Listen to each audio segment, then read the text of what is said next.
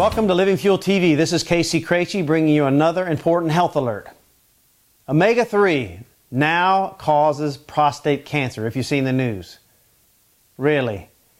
This is an absurd conclusion from an absurd study that we almost can't even call a study. It's really a retrospective analysis. I call this fishing for data with a preconceived conclusion.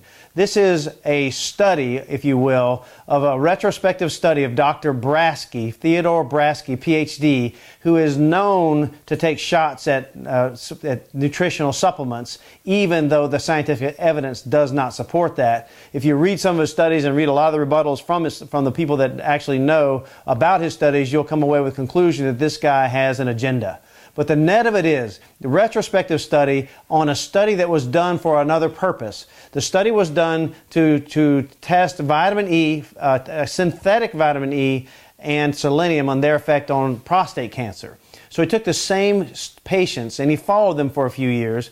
And at the end of this point, he took a blood analysis of the omega-3. So when you do this, a serum blood omega-3 count, you're basically getting what the omega-3 is for that moment. Had you had a fish dinner the night before, it could dramatically change that level of omega-3. So the conclusion of the study was those with higher omega-3 had higher risk of prostate cancer. But the truth is, nobody in the study had high omega-3. They all were low omega-3 based on anybody's standards that knows what they're talking about. It would be about a third of what we would recommend that you would take on a daily basis as far as the blood levels are concerned. So when you consider, first of all, none of them had enough.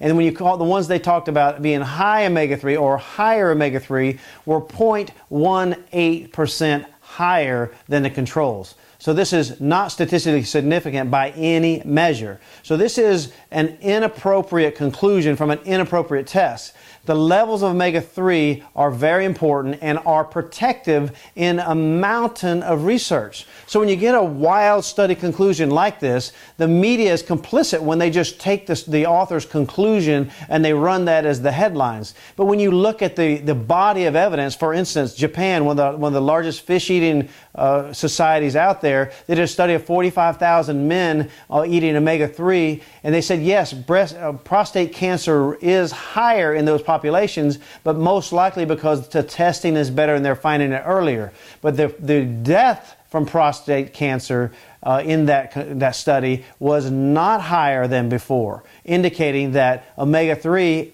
which is well known to block metastatic spread of cancer, had a positive effect. There are so many studies we can talk about, but the net of it is that the people in this study, first of all, weren't in a study designed to analyze omega-3 levels, but secondly, none of the participants were adequately screened to find out if they had prostate cancer when they came into the test.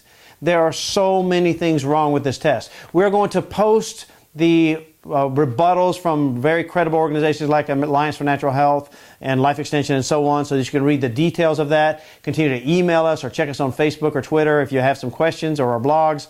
We will answer your specific scientific questions. Right now, I won't bore you with all that, but I will say to you that this is a joke. I hope this was helpful to you. God bless you. Take your omega-3. Have a great day.